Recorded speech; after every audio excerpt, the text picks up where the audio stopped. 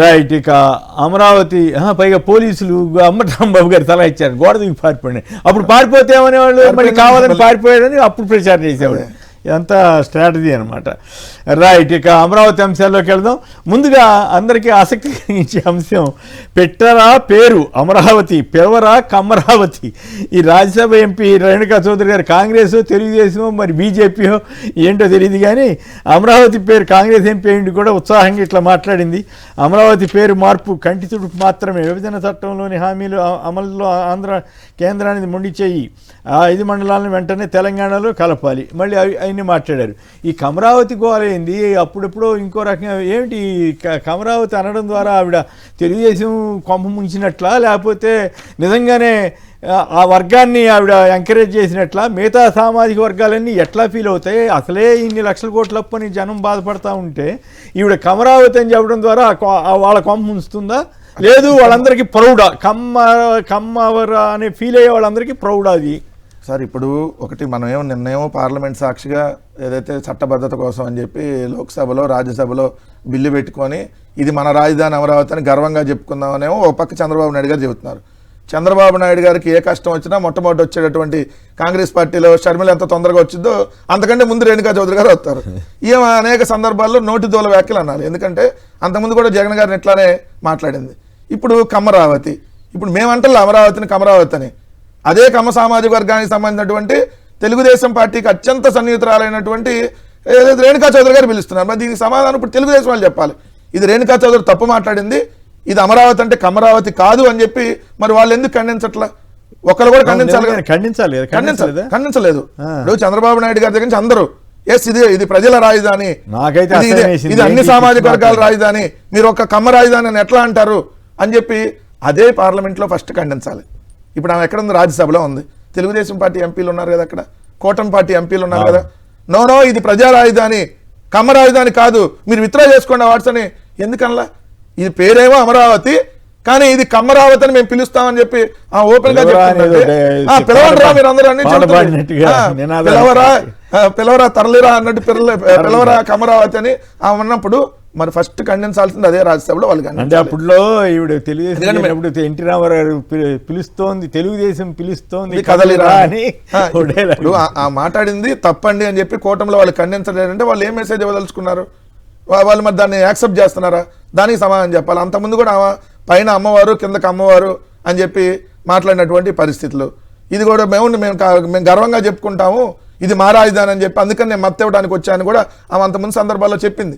ఏదైతే రైతులకు సంబంధించి అక్కడికి వెళ్ళినప్పుడు ఎస్ ఇది మా కమ్యూనిటీ రాజధాని, అందుకని మేము వచ్చామని చెప్పింది సార్ ఓపెన్ గా. అందుకని నేను మద్దతు ఇవ్వడానికి వచ్చాను, ఇది కమ్మ సామాజిక వర్గానికి సంబంధించింది కాబట్టి నేను మద్దతు ఇవ్వడానికి వచ్చాను ఆమె చెప్పింది.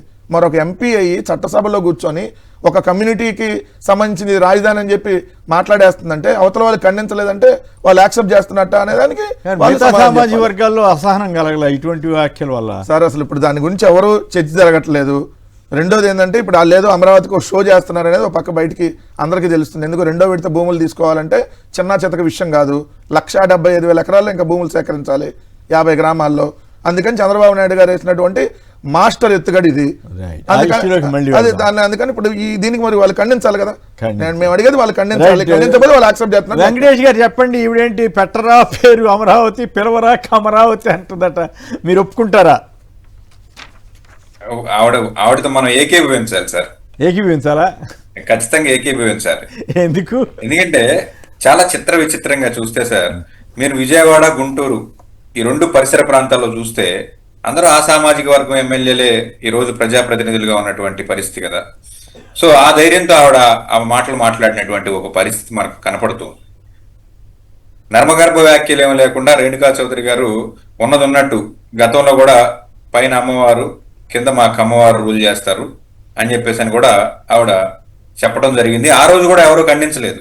అదే ఇలాంటి తప్పుడు మాటలు మాట్లాడకూడదు, ప్రజాస్వామ్యంలో ప్రజలందరూ అన్ని వర్గాలు అన్ని కులాలు అన్ని పార్టీలు సమానం, కేవలం అధికారాన్ని అనుభవించడానికి ఒక 5 సంవత్సరాలు ప్రజలను పరిపాలన చేయడానికి మాత్రమే కమ్మవారైనా రెడ్డివారైనా లేకపోతే కాపువారైనా లేకపోతే దళితులైనా అధికారం మాత్రమే ఇస్తారు తప్ప శాశ్వతంగా ఎవరు అధికారంలో ఉండరు అనేది ఎవరు కూడా ఆ పార్టీ నుంచి విశదీకరించినటువంటి పరిస్థితి లేదు.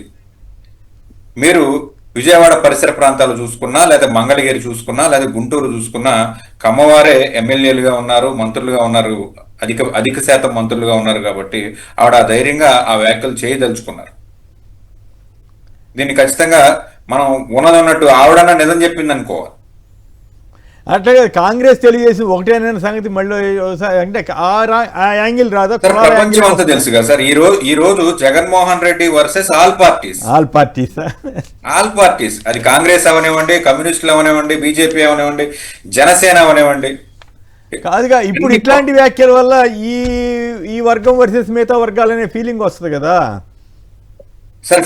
ఫీలింగ్ వస్తుంది కాబట్టే 11 సీట్లు ఫిగర్ కనిపించినా 40% ఓటింగ్ సార్. ప్రజలందరిలో ఈ ఫీలింగ్ ఉంది. కాకపోతే ఏదైతే ఈ కూటమి ఎఫెక్ట్ ఏదైతే ఉందో, ఒక 5% నుంచి 8% ఓటింగ్ ఉన్నటువంటి పార్టీ ఇటు నుంచి అటు నుంచి ఇటు ఈ కుప్పగంతులు వేసేటువంటి ఈ క్రమంలో అధికార మార్పిడి జరిగింది. కానీ అంటే అధికార మార్పిడికి అది ఒకటే కారణం కాదులేండి. ఎందుకంటే ఈ మధ్యకాలంలో చూస్తున్నాం కదా, పరకాల ప్రభాకర్ గారి కానీ రకరకాల నాగార్జున తీసుకొచ్చిన కొన్ని ఇన్సిడెంట్ 50 లక్షల ఓట్లు పెరగడం కానీ చాలా కారణాలు ఉన్నాయి. దాంట్లో దానిలో ఇది కూడా ఒక కారణం. అవును, అది కరెక్ట్. రైట్. శ్రీనివాసరావు మీరేమంటారు?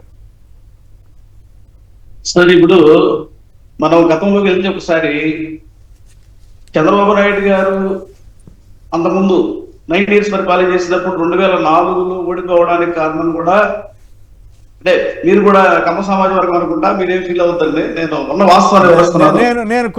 ఇక్కడ నేను కులాలను ఎప్పుడు పట్టించుకోబోను కూడా. సార్, ఒకటి అంటే కమ్మవారి పరిపాలన పూర్తిగా సాగించడం వల్లే 2004లో కూడా ఓడిపోయారు. 2014, 19లో కూడా కమ్మ సామాజిక వర్గం పెత్తనం వల్లే మిగతా పార్టీలు విసుగు చెంది ఆ పార్టీ వ్యతిరేకంగా ఓట్లేసి వైఎస్ఆర్ కాంగ్రెస్ పార్టీని గెలిపించడం జరిగింది.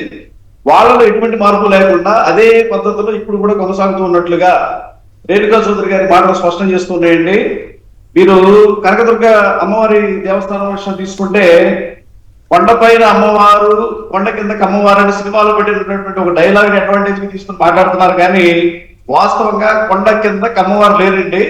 పైన అమ్మవారు ఉన్నారు, కింద పద్మశాలీలు ఉన్నారు, అక్కడ కాపులు ఉన్నారు, నగరాలు ఉన్నారు, ఇంకా ఇతర బీసీ వర్గాలు ఉన్నారు, అలాగే దళితులు ఉన్నారు. తప్ప కొండ కింద కమ్మవారు నేనైతే ఒక పద్మశాలి సమాజ వర్గానికి వ్యక్తిగా నేనైతే ఖండిస్తున్నానండి ఆ విషయాన్ని. అలాగే రాజధాని విషయంలో కూడా అమరావతిగా పిలుచుకోవాలని వాళ్ళే ఉబలాట పడుతూ ఉన్నట్టు కనిపిస్తా ఉంది. ఇప్పుడు మనం వైఎస్ఆర్ కాంగ్రెస్ పార్టీ తరఫున మనకు అమరావతిని విమర్శించడం కాదు, వాళ్లే అమరావతిగా ప్రచారం చేసుకొని ఆ కులం యొక్క డామినేషన్ చూపించాలనేటువంటి విధానాన్ని అనుసరించడం అనేదాన్ని రాష్ట్రంలో ఉన్నటువంటి అన్ని సామాజిక వర్గాల ప్రజలు కూడా గమనిస్తూ ఉన్నారనే విషయాన్ని తెలుగుదేశం పార్టీ వాళ్ళు గుర్తుపెట్టుకోవాలని చెప్పేసి నేను తెలియజేస్తున్నాను. అట్లాగే రేణుకా చౌదరి గారు తెలంగాణ, ఆమెకి ఏం సంబంధం అండి ఈ విషయం పైన? ఆమె కావాలని, ఆమె కూడా కమ్మ సమాజ వర్గం వ్యక్తి కాబట్టి వాళ్ళ కులం యొక్క గొప్పతనాన్ని పార్లమెంట్ లో ప్రస్తావించి మరి మిగతా కులాలను కించపరచడం అని చెప్పేసి నేను ఈ సందర్భంగా కూడా తెలియజేసుకుంటాను. అమరావతి అనేది అన్ని సామాజిక వర్గాలకు చెందినటువంటి ఒక ప్రజా రాజధాని కావాలని, ప్రజలందరికీ కూడా అందులో ప్రాతినిధ్యం ఉండాలని, మరి జగన్మోహన్ రెడ్డి గారు అక్కడ పేదలకు ఇళ్ల స్థలాలు కేటాయిస్తే సామాజిక సమతుల్యం దెబ్బతింటుందని చెప్పేసి కోర్టులో చెప్పడం జరిగింది. సామాజిక సమతుల్యం అంటే ఏంటంటే, పేదలకు ఇల్లిస్తే సామాజిక సమతుల్యం దెబ్బతింటుందా అంటే వారి కమ్మవారి ప్రాధాన్యత తగ్గుద్ది అనేటువంటి ఉద్దేశాన్ని దానికి ఆలోచించాలా, ఆ విధంగా దాన్ని పరిగణించాల్సినటువంటి అవసరం ఉందా అని చెప్పేసి ఈ సందర్భంగా ఈ రేణుకా చౌదరి గారు మాట్లాడినటువంటి మాటలను బట్టి మనం అర్థం చేసుకోవాల్సిన పరిస్థితి ఏర్పడతా ఉంది. కాబట్టి ఈ రకంగా పూర్తిగా అమరావతి రాజధానిని ఒక సామాజిక వర్గానికి చెందినటువంటి రాజధానిగా చేస్తున్నారు అనడానికి రేణుకా చౌదరి గారి మాటల్ని మనం పరిగణలోకి తీసుకోవాల్సిన అవసరం కూడా ఏర్పడిందని చెప్పేసి నేను తెలియజేస్తున్నానండి. అమరావతి రాజధానిని ప్రజా రాజధానిగా, ప్రజలందరికీ సంబంధించిన రాజధానిగా, అందులో పేదలు ధనికులు అందరూ కూడా జీవించే విధంగా ఉండాలని జగన్మోహన్ రెడ్డి గారు కోరుకుంటూ ఉన్నారు. ఆ విధంగా అక్కడ లేదు కాబట్టి జగన్మోహన్ రెడ్డి గారు దాన్ని వ్యతిరేకిస్తున్నారని చెప్పేసి కూడా నేను తెలియజేస్తున్నాను. 3 రాజధానులు అనేటువంటి ప్రతిపాదన కానీ, అనేటువంటి ప్రతిపాదన కానీ ప్రజల కోసం, ఒక ప్రజా రాజధాని కోసం చేసినటువంటి ప్రతిపాదనగా మనం ఆలోచించాల్సిన అవసరం ఉంది. Right. రేణుకా చౌదరి గారికి చెప్పినటువంటి మాటల పైన మరి తెలుగుదేశం పార్టీ ఎక్స్ప్లెనేషన్ ఇవ్వాల్సిన అవసరం కూడా ఉందని చెప్పేసి నేను తెలియజేస్తూ ఉన్నా. రైట్, తెలుగుదేశం వాళ్ళు కాదు, కాంగ్రెస్ వాళ్ళు కూడా చెప్పాలి కదా సమాధానం. ఎస్, మేము కూడా ఒప్పుకుంటున్నాం ఇది అమరావతి అని. తెలంగాణలో ఉన్నటువంటి కాంగ్రెస్ పార్టీ రేవంత్ రెడ్డి గారు కూడా ఆ విధంగా మాట్లాడడానికి కారణం ఏంటంటే ఎక్స్ప్లెనేషన్ చెప్పాల్సిన అవసరం ఉందని చెప్పేసి కూడా నేను తెలియజేస్తున్నాను. రైట్, నాకు నిజంగా అటువంటి భావన ఉంటే అసలు దీని మీద చర్చే పెట్టను కదా శ్రీనివాస్ గారు. మీరు అటువంటి విషయాల్లో మీరేం ఇబ్బంది పడక్కర్లేదు. అయితే నేను ముందుగా ఒక మాట అనడం మంచిదని మీకు చెప్పాను. లేదు లేదు, ఇప్పుడు ఎవరు తప్పు చేసినా తప్పే. కులాలు మతాలు వీటితో సంబంధం లేదు. ఆ స్వభావం ఉండాలి. ఎవరు తప్పు చేసినా తప్పని కలగాలి. ఏది కరెక్ట్ అది కరెక్ట్ అని చెప్పేటువంటి స్వభావం ప్రజాప్రతినిధులకు ఉండాల్సిన అవసరం ఉండాలి. అట్లాగే మనకు కూడా ఉండాలి. మనం కూడా ఎవరు తప్ప వాళ్ళదనాలి తప్ప అనవసరం బలాన్ని వేసుకోవటం. మీరు ప్రాతినిధ్యం వహిస్తున్నారు, ఒక అడ్వకేట్ గా పొలిటికల్ లీడర్ గా మేము ప్రాతినిధ్యం వహిస్తూ ఉన్నాం.